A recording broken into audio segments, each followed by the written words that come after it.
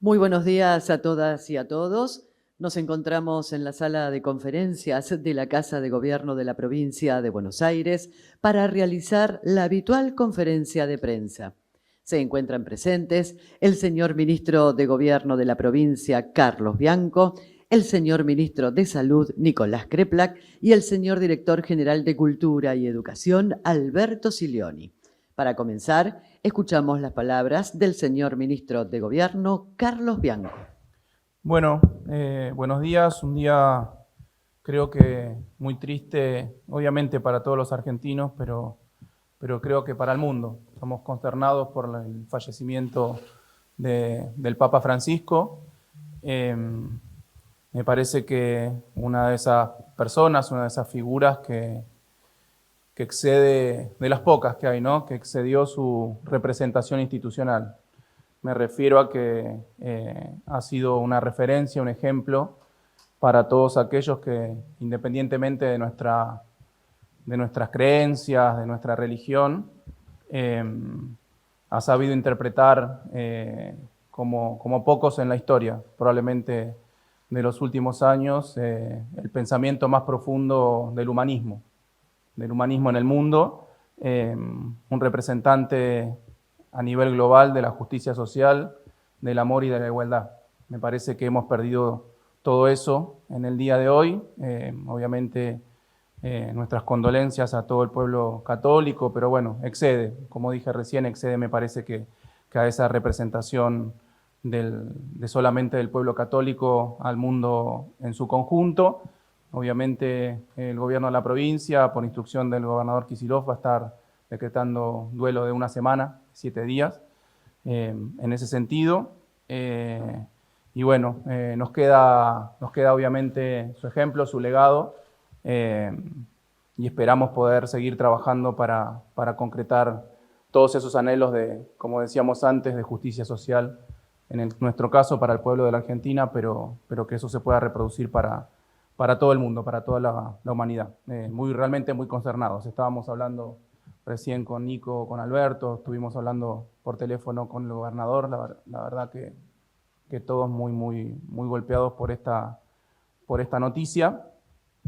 Pero bueno, tenemos que en la provincia de Buenos Aires seguir trabajando por ese legado, por ese ejemplo y por esos mismos valores y principios que, repito, que independientemente de las creencias de cada uno, el credo que tenga cada uno, compartíamos profundamente con el Papa Francisco. Queríamos hacer esa referencia, después seguramente Alberto y Nico van a hacer referencias al respecto. Obviamente el gobernador va a hacer lo propio.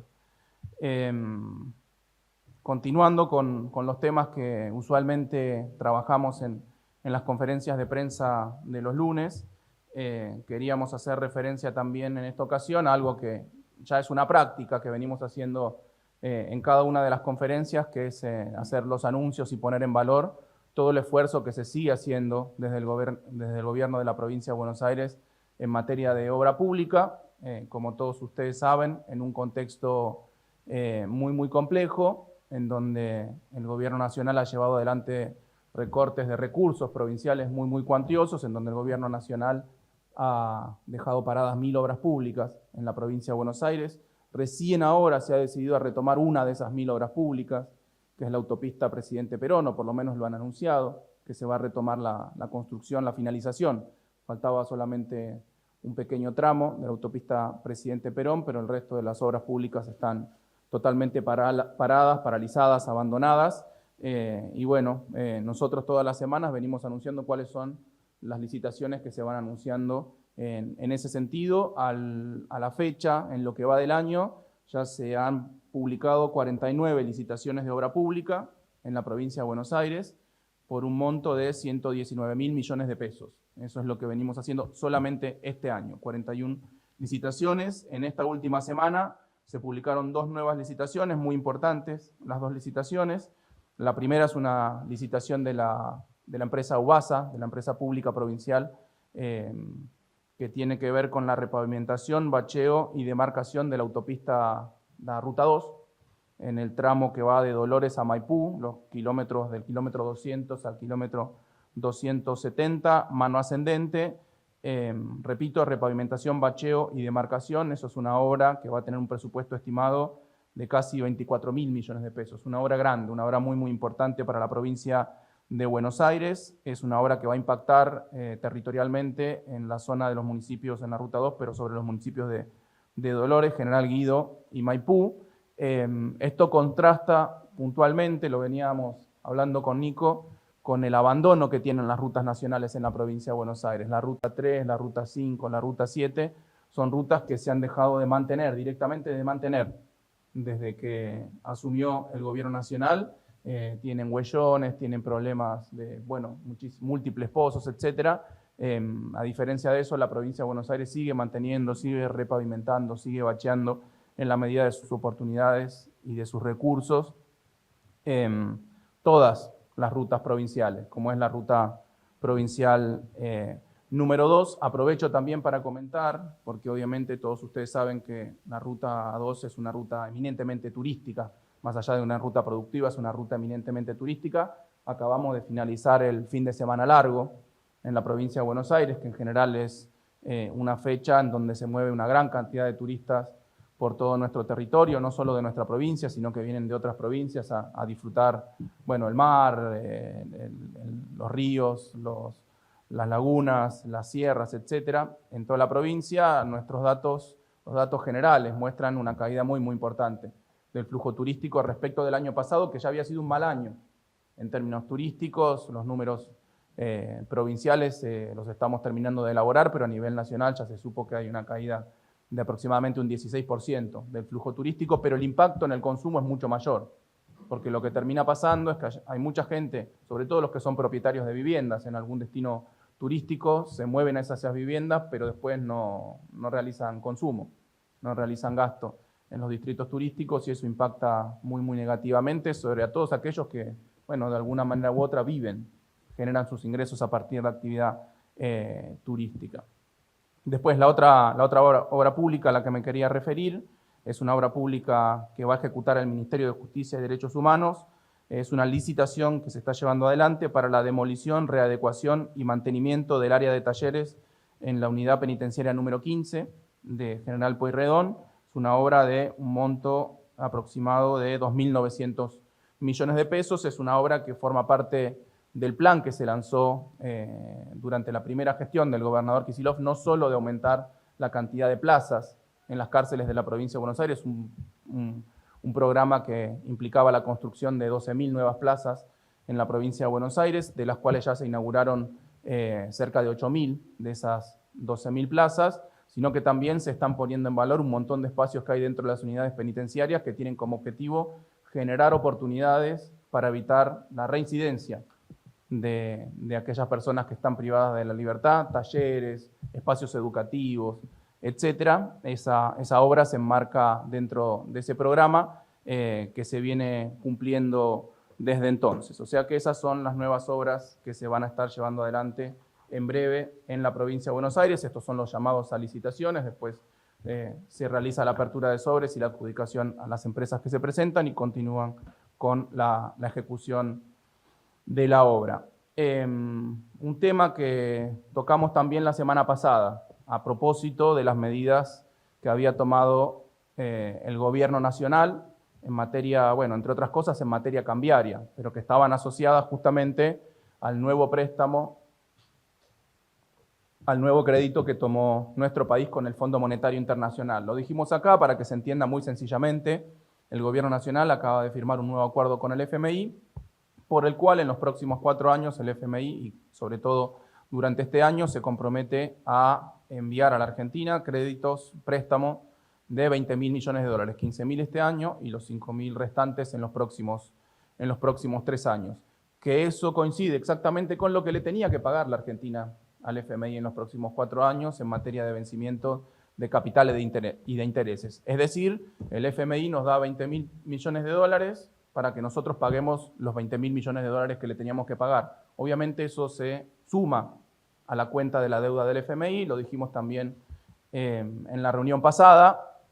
Argentina a fin de este año, con estos 15.000 millones de dólares que van a ingresar, si se cumplen las metas, va a ser el país más endeudado del mundo con el Fondo Monetario Internacional, y no solo el más endeudado del mundo, 1/3 de la deuda del FMI está localizada en nuestro país, una deuda que muchos ya dicen que es de imposible pago, muchos ya están diciendo que es de imposible pago porque es un monto jamás visto en la historia reciente, bueno, en la historia del FMI, desde que se creó el Fondo Monetario Internacional, que un país haya estado endeudado por estos montos.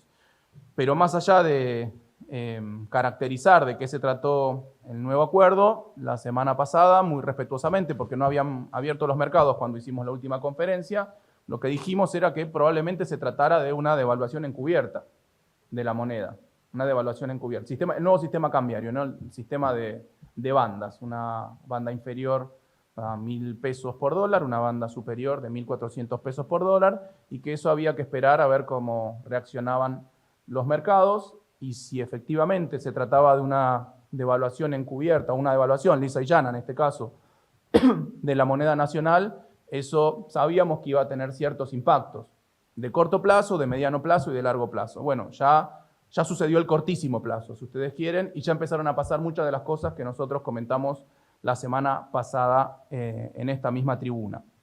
Por lo pronto, efectivamente se produjo una devaluación del peso cuando uno compara el dólar oficial de 2 viernes atrás con el dólar oficial al cierre del último día hábil, que fue el miércoles pasado. En el caso del dólar mayorista, una devaluación de casi el 9%.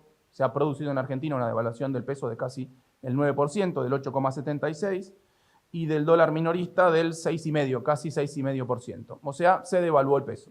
Efectivamente, se trató de una devaluación. Algunos pronosticaban que esa devaluación podía ser mayor, el gobierno decía que el dólar se iba a ubicar sobre la banda inferior, o que se va a ubicar en el corto plazo sobre la banda inferior. Tendremos que verlo, pero por lo pronto lo que hoy podemos decir es que hubo una devaluación del dólar mayorista de casi el 9%, del dólar minorista del 6,5%. Nosotros a partir de eso dijimos que si efectivamente se trataba de una devaluación, eso iba a tener, como dije hace un ratito, impactos en el corto plazo, en el mediano plazo y en el largo plazo, sobre todo por los condicionamientos que establecía el acuerdo con el Fondo Monetario. Estamos recién en el cortísimo plazo, recién una semana de vida de este nuevo esquema cambiario, de este nuevo préstamo del Fondo Monetario Internacional, que ya ingresaron al país, entiendo que unos 12.000 millones de dólares. Lo primero que dijimos es que si efectivamente era una devaluación, es lo que indica la experiencia. Después quiero hacer referencia a un tuit que publicó el gobernador durante el fin de semana respecto de las teorías inflacionarias de Milei, pero lo dejo para el final. Pero todos sabemos que cuando hay una devaluación en Argentina, eso genera un impacto inflacionario. A diferencia de lo que suele decir públicamente, o lo que solía decir públicamente el presidente Milei, de que la inflación es un fenómeno estrictamente monetario, es decir, que solo hay inflación cuando se emite dinero. Eso es lo que solía decir, o a veces repetir, el presidente Milei. Todos sabemos que cuando hay una devaluación eso tiene un impacto casi inmediato sobre los precios. Después está en la intensidad de ese traslado a precio, lo que se conoce técnicamente como el pass-through, el traslado a precios, que puede ser más intenso o menos intenso, pero siempre hay un impacto en los precios. Obviamente todavía no hay datos oficiales, nosotros estuvimos haciendo determinados relevamientos, estuvimos contactándonos con algunas cámaras, etcétera, para ver cómo venían los precios después del lunes, cómo venían los precios después del lunes. Quiero hacer algunas referencias que fuimos recabando de los medios, de las averiguaciones que hicimos, que se hizo desde nuestro Ministerio de Producción también. En productos de primera necesidad, no hay subsector dentro de ese sector que no haya aumentado sus precios entre un 3 y un 10% en las listas, ¿no?, de precios que fueron llegando a los comercios. Algunos ejemplos: en el caso de los productos de papel higiénico, rollo de cocina, pañales, toallas íntimas, etcétera, se verificaron en las listas de precios de las empresas líderes aumentos del 9%. En los aceites también, las empresas líderes enviaron listas de precios con aumentos también del 9%. Productos domisanitarios, los productos para limpieza de las casas, ¿no? Las dos principales multinacionales que concentran fundamentalmente más del 90% del mercado, alzas promedio del 7% en los productos domisanitarios, en gaseosas y aguas saborizadas, también un sector muy, muy concentrado, subas de hasta el 10% en las listas de precios que llegaron a los comercios. En las carnicerías, en la semana pasada se produjeron aumentos del 7% en un marco de precios que ya venían aumentando desde marzo, hasta un 30% aumentó la carne en el último mes, por eso también el descenso tan abrupto en el consumo al que nos vamos a referir lo dejo para la semana próxima, los impactos en materia de consumo de la población. La yerba mate, bien si los hay de primera necesidad, también aumentos del 7% en los comercios minoristas, o sea que los productos de primera necesidad se están verificando aumentos importantes en las listas de precios y obviamente en el mostrador. Productos industriales de distinto tipo, los textiles, aumentos del 5%. En el caso de los proveedores de telas, se enviaron listas también del orden, con subas del orden de entre el 10 y el 12% para las telas importadas, o sea, las que directamente impacta el movimiento del tipo de cambio. En materia de línea blanca, las empresas que están localizadas en Tierra del Fuego están trasladando a precios el aumento de los insumos importados. Tengamos en cuenta que las empresas que están localizadas en Tierra del Fuego en general son ensambladoras de productos y de insumos de partes, piezas y componentes importados y por lo tanto toda la devaluación se va directamente a ese costo y obviamente lo están trasladando a precios a pesar de que el consumo está bastante planchado de todo ese tipo de componentes producidos en la Argentina. Después, maquinarias y herramientas, precios directamente que se actualizaron por la devaluación, gran parte de esa producción es importada, productos desde las ferreterías, aumentos de acuerdo a la Cámara de Ferreterías, aumentos promedio del 10%, en muchos casos se está vendiendo, porque las ferreterías muchas venden al por mayor, se venden con remito abierto, es decir, sin precio. Después al momento de pagar a los compradores, a las pequeñas ferreterías, se les actualiza el precio. Insumos de uso difundido para la industria, es decir, todos aquellos insumos que son muy utilizados por distintos tipos de industria, como justamente en su proceso de producción. En cartón, 8% para este mes y está previsto un 4% adicional para el mes próximo. En zinc, aumentos del 9%. En nylon, aumentos de entre el 8% y el 10%. En el sector automotriz, el precio de los autos, digamos, subas que llegan hasta el 10%. En muchos casos no se realizaron subas tan altas, pero se quitan beneficios a los compradores, beneficios que suelen ofrecer las empresas automotrices en las concesionarias. En productos electrónicos, subas de más del 6%. En muchos casos, en computadoras, impresoras y monitores, 6,3%. En accesorios para computadoras, 5,7%. En televisores, 3%. Particularmente un escenario muy complejo para las pymes que compran a plazos de hasta 30 días y obviamente no les fijan el precio, sino que les están haciendo llegar notas de débito por la diferencia cambiaria a cosas que ya habían comprado anteriormente. O sea que, bueno, también materiales para la construcción, aumentos del cemento entre un 3 y un 8%, el hierro redondo, aumentos del 4%, eso tiene un impacto sobre toda la cadena de la construcción. Desde la Cámara de la Construcción ya obviamente anunciaron que van a existir distintos aumentos, no solo de los insumos, sino también del precio del metro cuadrado, por decirlo de alguna forma. O sea que cuando uno revisa los distintos sectores de consumo popular, insumos difundidos para la industria, productos industriales de distinto tipo, bienes de consumo durable, insumos para la construcción, etcétera, es transversal el impacto de la devaluación sobre los precios, como todos sabemos que pasa además, como todos sabemos que pasa. A partir de eso dijimos que seguramente si era una devaluación iba a impactar en los precios y por lo tanto, en caso de que no haya medidas de compensación establecidas por el gobierno nacional, eso iba también a impactar a su vez negativamente, obviamente, sobre los ingresos de la población. Y eso es lo que ya está pasando. Ya hay muchos sindicatos que están pidiendo la reapertura de las paritarias, de acuerdos que se habían cerrado, reabrir esos acuerdos paritarios, porque ya antes de la devaluación, el mismo día que se anunció el nuevo programa crediticio con el fondo, el nuevo programa cambiario, tuvimos un recrudecimiento muy importante de la inflación en la Argentina. El último índice de hace 2 viernes fue de 3,7%. El anterior había sido de 2,4% y el anterior del 2,2%. O sea que estábamos en un sendero de crecimiento de la inflación antes de esta devaluación. que se les está contestando desde el gobierno a los sindicatos que piden reapertura de las paritarias, que el tope va a ser del 1%. O sea que estamos como mínimo viendo niveles de inflación superiores al 4%, ya veníamos en 3,7% y esto va a ser un impacto adicional. Digo como mínimo porque seguramente será un poquito más alto y solamente se quieren otorgar paritarias a los trabajadores del orden del 1%, lo que dijimos la semana pasada. Las devaluaciones en Argentina son inflacionarias e implican una redistribución de los ingresos desde los salarios, desde el trabajo hacia el capital. Se está empezando a ver muy rápidamente. Otra cosa que dijimos es que seguramente a partir de este nuevo acuerdo se revalidaba el mecanismo de bicicleta financiera que estuvo operando todo este tiempo en la Argentina. Y dije que seguramente más temprano que tarde esto se iba a reflejar en un aumento de las tasas de interés, ¿sí? De las tasas de interés de los depósitos en pesos. Bueno, es algo que también pasó la semana pasada. Como ejemplo, la tasa de interés para los depósitos a plazo fijo del Banco Nación, que estaba en el 29,5%, ahora está en el 37%.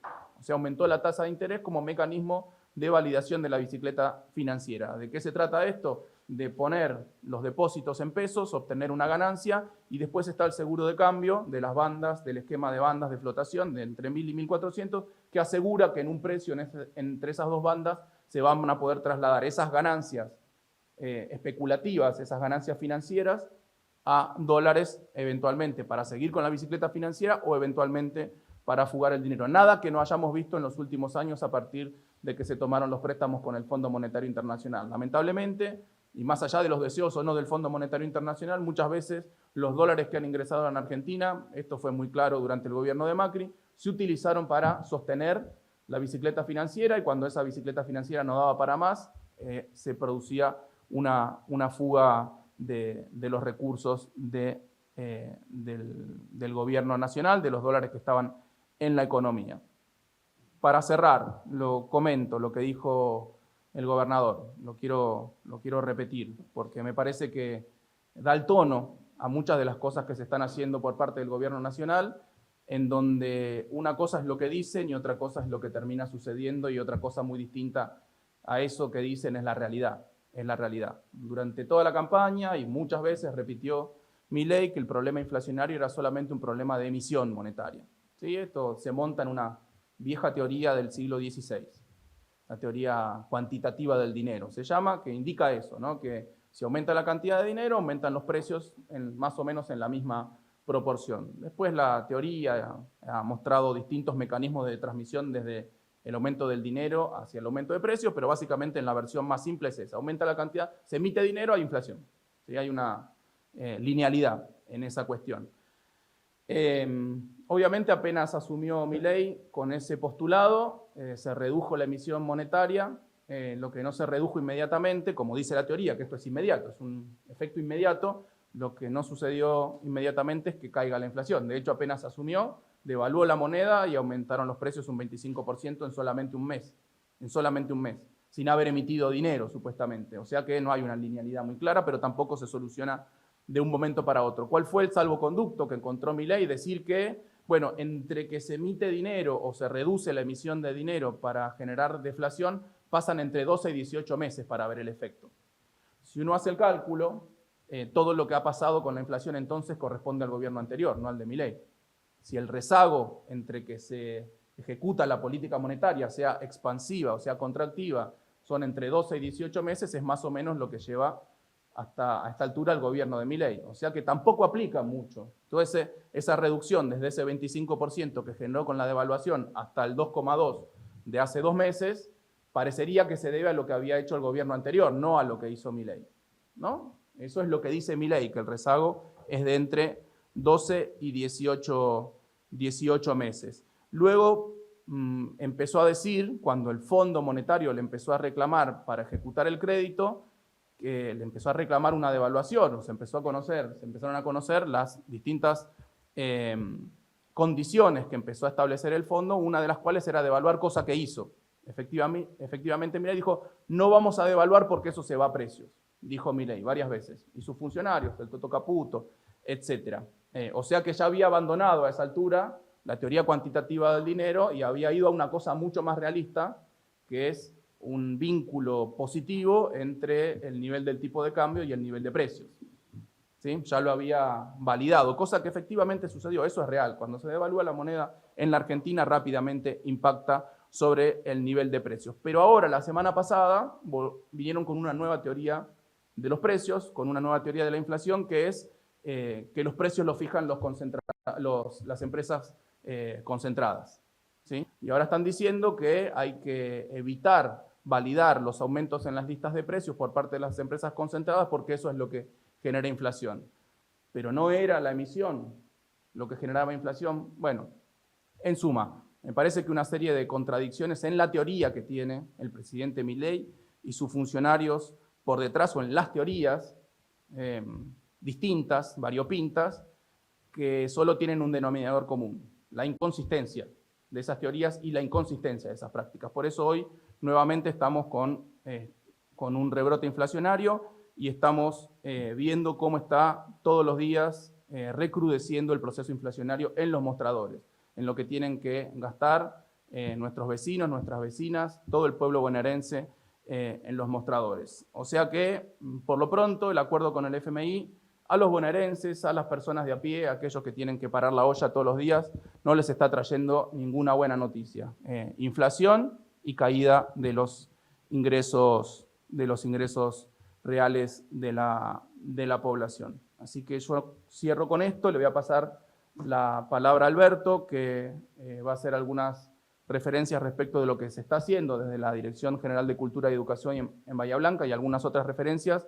Le paso primero la palabra a él porque se tiene que ir a firmar un convenio a Florencio Varela, ¿es así, no? Sí. A Florencio Varela. Bueno, muchas gracias. Bueno, buen día a todos, a todas. Arranco por el dolor que supone la muerte de Francisco. Carly hablaba de un humanista, yo por supuesto coincidimos, un maestro, alguien muy, muy interesado por la educación. En el 2020, en octubre del 2020, lanzó un pacto mundial por la educación, en donde reiteraba sus preocupaciones de siempre, ¿no? Decía que la educación es una cuestión de amor y responsabilidad a la persona humana, y pocos como él, coincido con esa pintura que hiciste, Carly, sencilla pero profunda. Pocos como él pensó en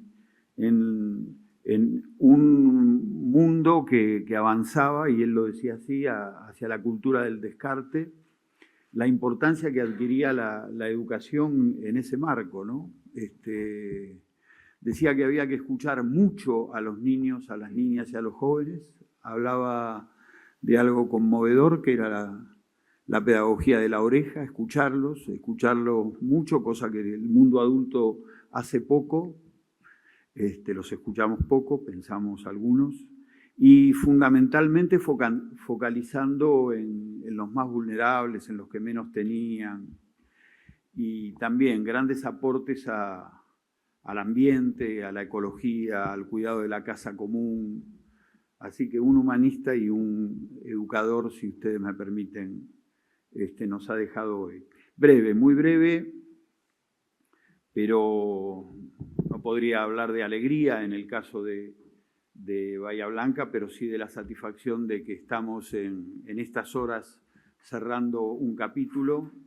Nuestro gobernador había hablado de 3 momentos: uno de emergencia, que salimos rápidamente de la emergencia; otro de normalidad, que en algún sentido estamos recuperándolo en materia educativa. Después Nico creo va a decir lo propio para el área de salud, y lo que viene, lo que tenemos por delante, es una tarea de reconstrucción difícil, pero necesaria.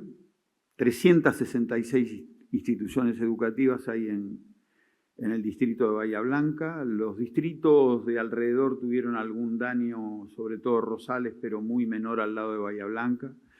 12.000 docentes, El 7 de marzo ocurrió la catástrofe natural, así la llaman allá, y me parece que describe lo que ocurrió. Y hay una decisión virtuosa de la que participamos, pero no somos autores. Quiero poner la autoría en las autoridades locales, educativas y municipales. El jueves 6 se suspendieron las clases. Y la verdad que la sociedad bahiense valora mucho esa decisión, porque si hubiera ocurrido esta catástrofe, que una de sus características fue la vertiginosidad, si hubiera ocurrido con miles de niños en las calles bahienses o en las escuelas, hay 94.000 alumnos en Bahía Blanca, quizá hoy estuviéramos hablando de otro tema. Así que una decisión muy importante. Lo primero que hicimos fue relevar los daños en las escuelas. Hay una tipología que utilizamos. Hubo escuelas con problemas de infraestructura y mobiliario. Hubo muchos problemas en la comunidad educativa, en los docentes. Hubieron escuelas, 60 y pico de escuelas de estas 300 y pico que no tenían daños estructurales, pero que tenían docentes que no podían ir.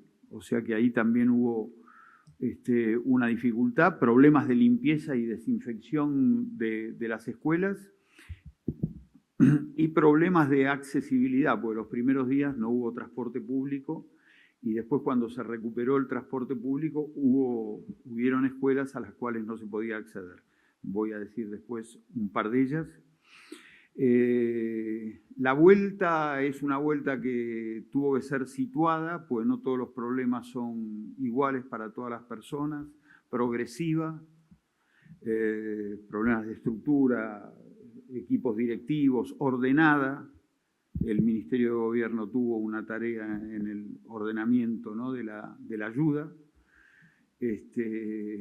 Una línea sobre la sociedad argentina, que es una sociedad muy solidaria, pero esa solidaridad y esa ayuda había que ordenarla, porque se destinó y se donó mucha ropa que por ahí en esas situaciones no era del todo necesaria. Generamos una mesa de coordinación.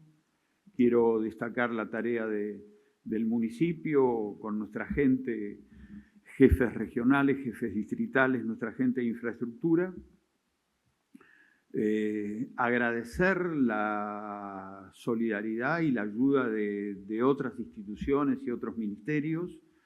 El Ministerio de Capital Humano donó un pequeño lote de útiles, pero que igual en todo caso lo agradecemos. Estoy hablando del Ministerio de Capital Humano de la Nación, los gobiernos de Tierra del Fuego, el gobierno de La Pampa, la Organización de Estados Iberoamericanos con los cuales suscribimos su convenio. La Cruz Roja, a fines de la semana pasada, destinó 300 botiquines, la Cruz Roja Argentina, para todas las escuelas. La Fundación del Banco Provincia, por supuesto nuestros ministerios del gabinete, el Ministerio de Desarrollo de la Comunidad, el Organismo Provincial de Integración Sociourbana, el OPISU, también un trabajo extraordinario, porque eran verdaderas legiones de muchachos y muchachas que daban vuelta una escuela en cuestión de horas.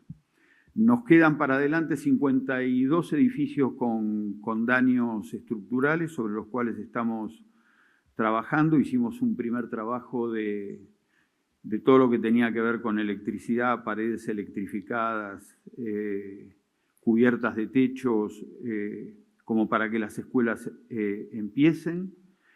Mucho daño en el mobiliario escolar, estamos en un proceso de recuperación de eso, todavía no hemos terminado. Mucho daño en todo lo que son insumos administrativos, quedaron una gran cantidad de secretarías en las escuelas bajo el agua, o sea que se perdieron registros, libros de asistencia, libros matrices. Y cierro, el día de hoy prácticamente todo el sistema educativo bahiense ha recuperado la normalidad.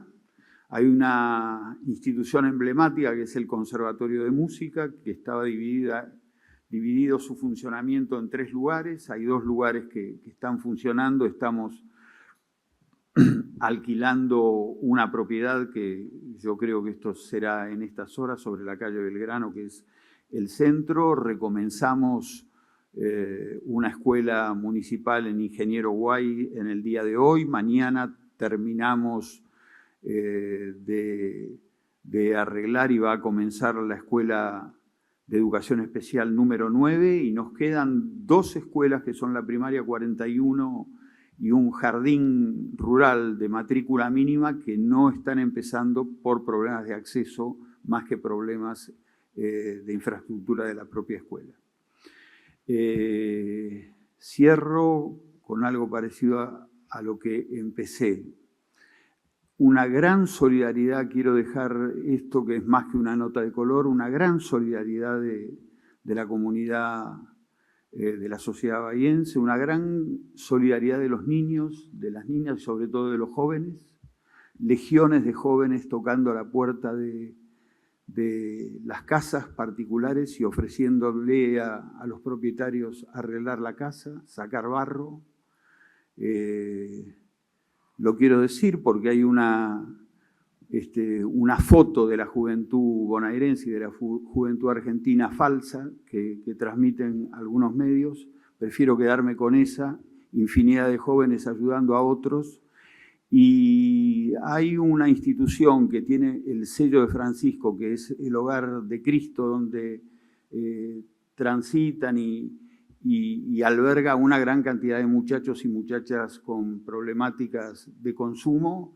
Esos hogares de Cristo, esos pibes con rotos, dicen algunos, yo no uso esa expresión, pero con grandes problemas de conducta y de adicción, fueron uno de los que más ayudaron en este trance de ayudar a los otros. O sea que ayudando a los otros se ayudaron a ellos también, ¿no? Y me parece que esas son algunas de las cuestiones que nosotros queremos rescatar desde educación de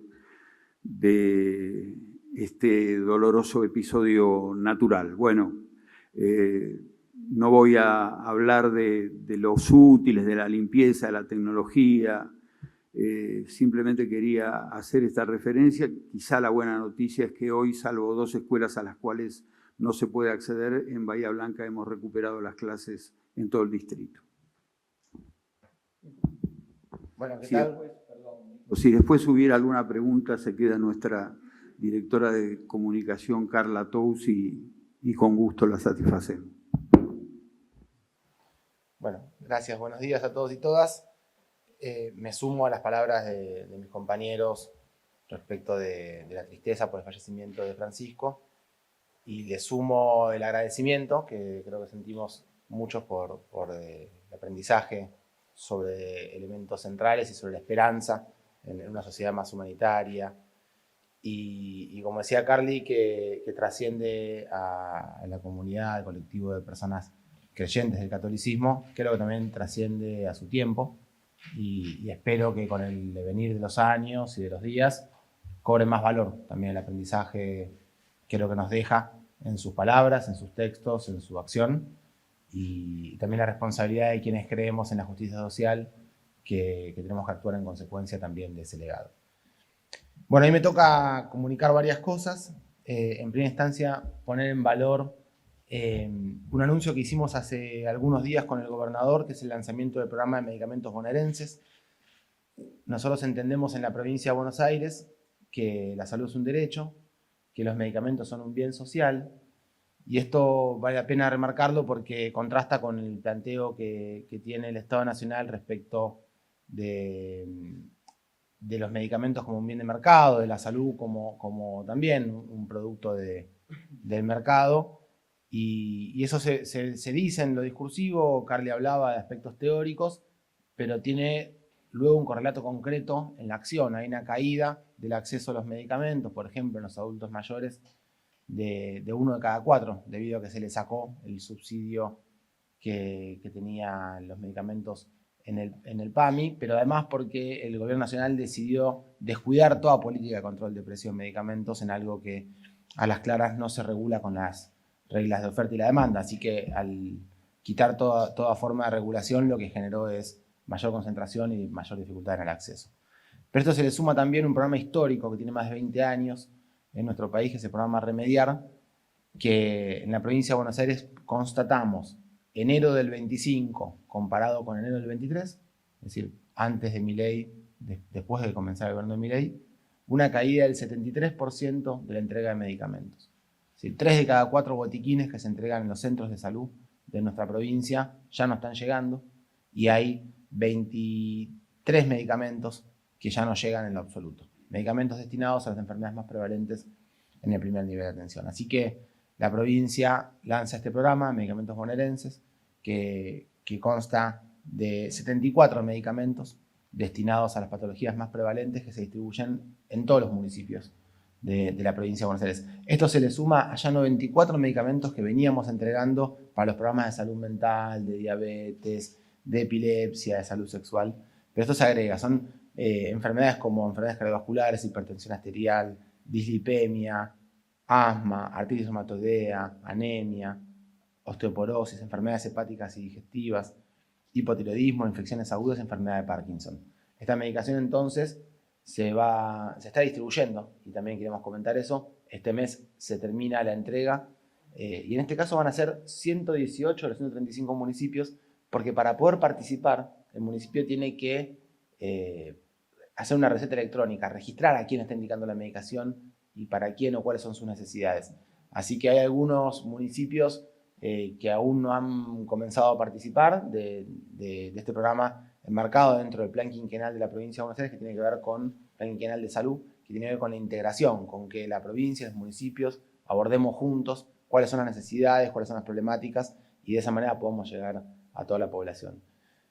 El 25% de la entrega de este mes de abril, pero el 13% del programa en total es producido por el laboratorio público, el Tomás Perón, el Instituto Biológico Tomás Perón de la provincia de Buenos Aires, y es interesante porque el costo es de la mitad, del 50% de lo que nos cuesta esa misma medicación comprada por licitación pública desde el Estado. Así que realmente también otra de las cosas que nosotros reivindicamos, la producción pública de medicamentos, por lo cual tenemos un proyecto de ley aún todavía en tratativas en nuestra legislatura.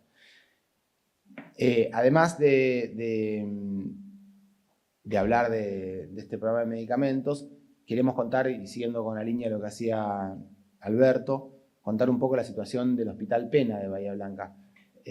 Ustedes saben que fue uno de los epicentros de esta tremenda catástrofe natural, de esta inundación, y que afectó a este hospital. Es un hospital interzonal, uno de los hospitales más grandes de la provincia y del país, es aproximadamente el doble de lo que son la mayor parte de los hospitales interzonales. Es un hospital de más de 40.000 metros cuadrados.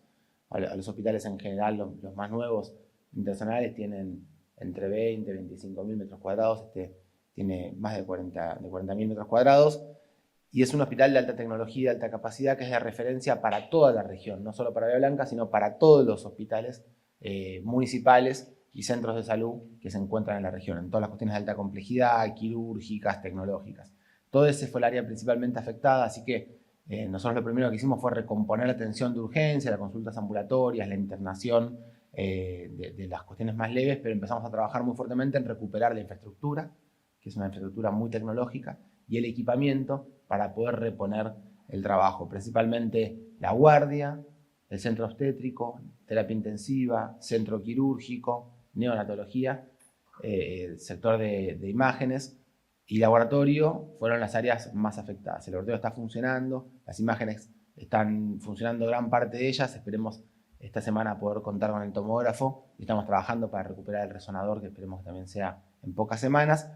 Pero bueno, el trabajo de recuperación nos permite contar que esta semana la guardia va a volver a funcionar junto con la terapia intensiva y que esperemos que la próxima semana pueda terminar de agregarse el centro obstétrico, la neonatología y los quirófanos. Así que, como decía Alberto y que era el planteo de nuestro gobernador, ya pasada la primera etapa de la emergencia, estamos volviendo al funcionamiento, volver a la normalidad, y estamos planificando un trabajo muy intenso para la reconstrucción de este hospital, en donde podamos prevenir ante futuras situaciones que puedan darse, que todo el área de mayor tecnología se encuentre nuevamente vulnerable ante un imprevisto. De paso, mejorar las posibilidades y la seguridad en este hospital, que es tan importante para todos y para todas.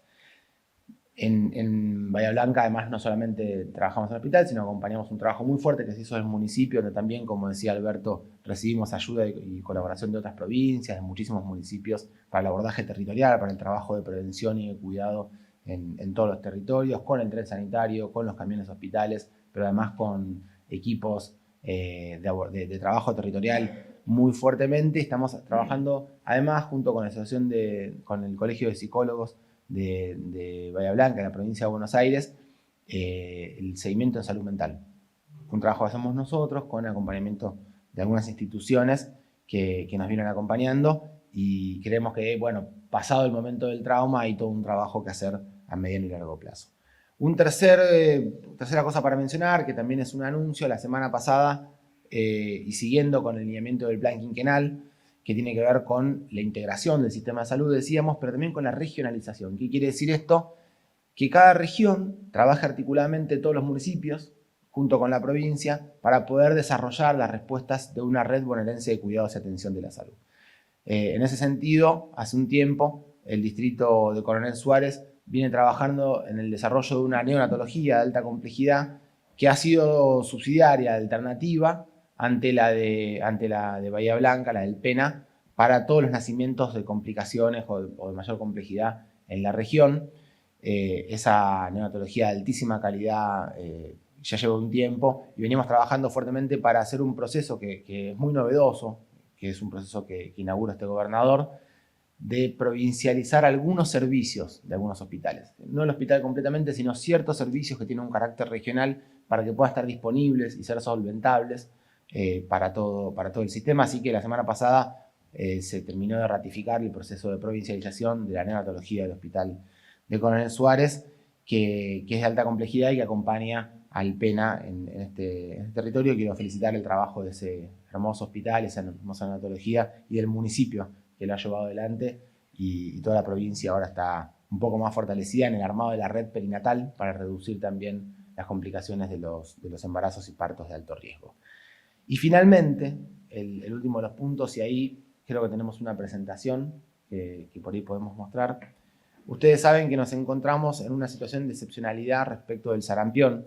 Lamentablemente está muy difundida por toda América, y Argentina, que era uno de los países con mejor cobertura vacunal del mundo, y que llegamos a tener casi 20 años de ausencia de esta enfermedad, del sarampión, en nuestro territorio. Estamos ahora atravesando un proceso en el cual hay un brote particularmente más importante, que tiene 21 casos, que comenzó en la ciudad de Buenos Aires, y que ciudadanos de la provincia de Buenos Aires fueron en contacto, y algunos contactos de ellos se fueron contagiando. Así que tenemos 11 casos en la provincia de Buenos Aires, 4 en Florencio Varela, 1 en Quilmes, 1 en Berazategui. Teníamos uno, ahora tenemos un segundo caso en Berazategui, que es nuevo, uno en Almirante Brown y uno en Avellaneda. Estos vienen de un mismo caso, una persona que llegó a la ciudad de Buenos Aires. Y hay un segundo brote que por el momento, y por suerte, no hemos encontrado contagiados de este segundo caso, que viene de Tailandia, en la ciudad de Moreno. Pero bueno, este brote nos pone en preocupación, y empezamos un trabajo para, primero, el bloqueo de los casos, la búsqueda, el seguimiento de los casos, de los contactos estrechos. Quiero remarcar un elemento que ya le hemos dicho algunas veces, pero vale la pena repetirlo. El sarampión es una enfermedad muy contagiosa, es una de las enfermedades más contagiosas que hay. Se supone que de 10 personas susceptibles, 9 se van a contagiar si pasan cerca de alguien que tiene sarampión, y una persona con sarampión que está en un ambiente como este, luego de retirarse, hasta 2 horas posteriores, una persona susceptible puede contagiarse por respirar el mismo espacio. Así que es realmente muy contagioso, es una preocupación muy grande. La vacuna del sarampión se encuentra incluida dentro del calendario nacional de vacunaciones. Una primera dosis se da a los 12 meses, una segunda a los 5 años. Es necesario que todos tengamos cumplimentado y cubierto el calendario nacional de vacunación. Aquel que no lo tiene por la razón que fuera, que no se acuerda, que no sabe, debe completar su calendario de vacunación, no importa si ya ha pasado mucho tiempo de ese momento. Pero particularmente estamos haciendo una campaña especial, en principio enfocada al territorio del AMBA, pero nosotros creemos que el Estado Nacional debe adquirir las vacunas necesarias para poder hacerlo en todo el territorio nacional, porque ustedes saben perfectamente bien que el territorio del AMBA tiene muchísima movilidad y viene mucha gente de todo el país y es muy posible, lo hemos aprendido de las peores maneras con la pandemia, que es muy probable que no quede circunscripto a este área, así que creemos que tiene que ser necesario en todo el país esta campaña, pero en principio en el territorio del AMBA hay una campaña de refuerzo de esta vacunación con la doble viral. Esto es una dosis que llamamos 0, que se va a dar entre los 6 meses de vida y el primer año y los 11 meses, antes de cumplir el primer año, es decir, antes de la primera dosis del calendario de vacunación, una dosis 0. Eso quiere decir que alguien puede darse la dosis 0 ahora y en un mes la dosis que le corresponde por el calendario, sí, que es lo que estamos buscando, que así sea. Entre los 13 meses, luego pasado el momento de la primera dosis del calendario, y los 4 años y 11 meses antes de cumplir con la segunda dosis del calendario, una dosis extra de refuerzo. Y pasado eso, tiene que darse entonces la dosis del calendario. ¿Es posible que alguien en este proceso, en este tiempo que dure la campaña, en este año, se dé 2 veces una vacuna contra el sarampión? Sí, es posible y estamos buscando que así sea para poder aumentar la cobertura de toda la población y reducir la circulación de esta enfermedad y tratar de cortar este brote y que no se trate entonces de una enfermedad endémica nuevamente en nuestro país. La población objetivo son 593.000 niños y niñas en nuestro territorio, así que bueno, tenemos que empezar a vacunar. Ya tenemos aplicadas casi 20.000 dosis, pero es necesario que todos los chicos de 6 meses a 5 años vayan al centro de salud ahora, vayan al vacunatorio ahora. Si no saben si ya se dieron la vacuna, que vayan igual y se la den. Si ya se la dieron, que vayan y se la den igualmente o que vayan a consultar, porque insisto, hay que darse una dosis extra por más que tengan el calendario al día. Como es una enfermedad tremendamente contagiosa, las medidas de cuidado son muy importantes y nosotros sabemos que es una enfermedad que se caracteriza principalmente por ser una enfermedad que nosotros llamamos febril exantemática. Esto quiere decir que tiene erupciones en la piel, se ven lesiones en la piel y además genera fiebre. Puede estar asociado a más cosas, cefalea, malestar, cansancio, en esta en particular unos catarros, conjuntivitis, catarro en la garganta y en la nariz, pero más allá de todo eso que puede estar agregado, manchitas en la piel y fiebre, es sospecha de una enfermedad exantemática. Eso no importa la edad y no importa el estatus que tenga de vacunación. No importa ya sea vacunado, si cree ser vacunado o no, cualquier persona que tenga lesiones en la piel y fiebre es sospechosa de una enfermedad exantemática, principalmente del sarampión. Es necesario que el equipo de salud lo sospeche y active el sistema para hacer su diagnóstico. Pero como decíamos que es muy contagiosa, es muy importante también evitar llevar a estas personas a otros lugares donde pueda haber más gente. Entonces lo primero es usar barbijo, evitar el contacto social con otras personas, consultar a un equipo de salud y lo mejor es que sea de manera remota para no acercarse a una guardia y evitar en ese traslado hasta el centro de salud, en la guardia, contagiar a más personas. Y si encima sabe que fue contacto estrecho de alguna persona que pudo haber tenido sarampión, más aún, ante cualquier síntoma de estos, activarlo bien rápidamente. Vamos a hacer toda esta campaña de vacunación, pero queremos agregar ahora un pequeño anuncio de este sistema de salud de la provincia de Buenos Aires que innova en oferta de servicios en tecnología, que es el lanzamiento de la atención de telemedicina para el sarampión. Hemos trabajado ya en telemedicina para el dengue durante el verano y ahora este equipo se agrega la posibilidad de trabajo sobre el sarampión. Entonces, cualquier persona que tenga alguna duda, que tenga alguna sospecha, se puede conectar en el portal de Mi Salud Digital, que está en el Ministerio de Salud. Ahí hay un chatbot que hace una serie de preguntas muy básicas y a partir de ahí se deriva a un teleoperador que hace un triage y ese teleoperador hace algunas consultas y si efectivamente hay sospecha de una enfermedad febril exantemática, entonces se deriva a un médico. Tenemos 200 médicos de hospitales provinciales que, como un trabajo especial, se dedican a la atención de estos síntomas. Esto es de lunes a viernes, de 8 a 20 horas, una franja horaria extensa. Esto nos puede permitir que se pueda hacer desde un teléfono celular con conexión, desde una computadora, y luego con la orientación médica saber cómo llegar al lugar adecuado y reducir el riesgo de contagiar a otros y de llegar al diagnóstico lo antes posible. Así que, bueno, con este anuncio y volviendo a recordar la necesidad de la campaña de vacunación para el sarampión, y de paso avisamos, estamos también en campaña de vacunación para la gripe, para toda la población mayor de 65 años, entre 2 años y 64 años con enfermedades de riesgo, las personas gestantes, los trabajadores de la salud tienen que ir a vacunarse para la campaña contra la gripe, y todavía seguimos en vacunación contra el virus sincicial respiratorio para reducir el riesgo de bronquiolitis en los neonatos. Esto es para mujeres embarazadas, así que también por favor consultar. Todo esto se suma al calendario nacional de vacunación, pero es muy importante estas campañas para reducir el riesgo de estas enfermedades tan contagiosas. Bueno, muchísimas gracias.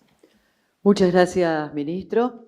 Ahora se va a dar lugar a la ronda de preguntas. Les pedimos, por favor, a las y los periodistas que indiquen su nombre y el medio al que representan. Muchas gracias. Buenos días, ministros. Magdalena López Pacheco para El Teclado y Diario Contexto. Al ministro Bianco, hacerle 2 consultas con respecto a la cuestión electoral. La primera tiene que ver con que el miércoles la Cámara de Diputados va a tratar el proyecto para la suspensión de las PASO, como vino aprobado de la Cámara Alta, sin el articulado por los plazos, por las modificaciones en los plazos que había solicitado el Poder Ejecutivo y la Junta Electoral. Quería consultarle cuál es la postura y si van a insistir para que en la Cámara Baja incluyan ese pedido. Y la otra consulta tiene que ver con el proyecto también presentado por senadores de Unión por la Patria para restituir las reelecciones indefinidas solamente para legisladores provinciales, concejales y consejeros escolares.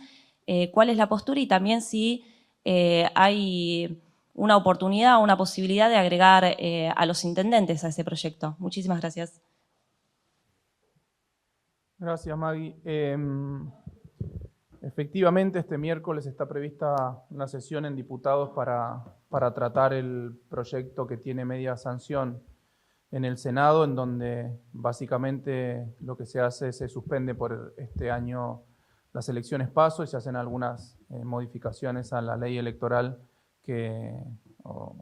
se incluyen algunas cuestiones que no estaban en la ley provincial.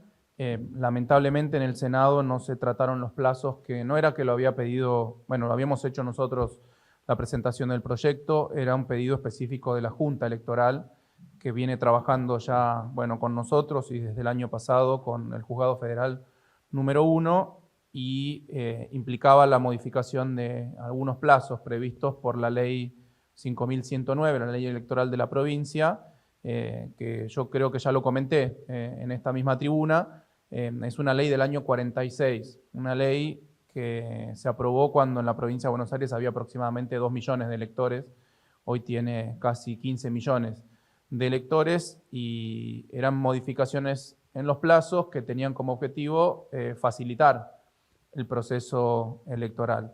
Obviamente, al no haber sido incorporados, se entorpece la organización del proceso electoral. Lo digo muy sencillamente, la ley 5109 tiene como plazo 60 días anteriores a la fecha fijada para las elecciones, el cierre de alianzas, recién un mes después, o sea, un montón de tiempo después, un mes después, para el cierre de listas. Entre el cierre de alianzas y el cierre de listas es un mes, o sea, 60 días antes para el cierre de alianzas, 30 días antes para el cierre de listas, y apenitas pasado el cierre de listas, a 10 días, la presentación de boletas para la oficialización.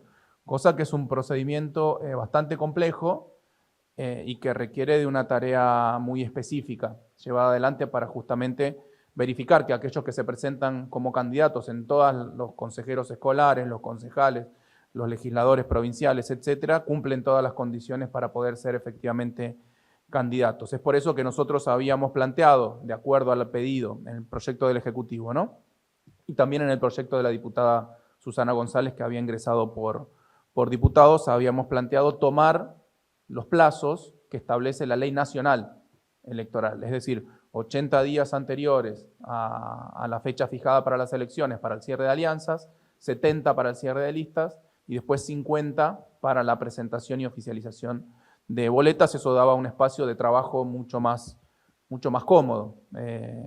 Lamentablemente hoy no está.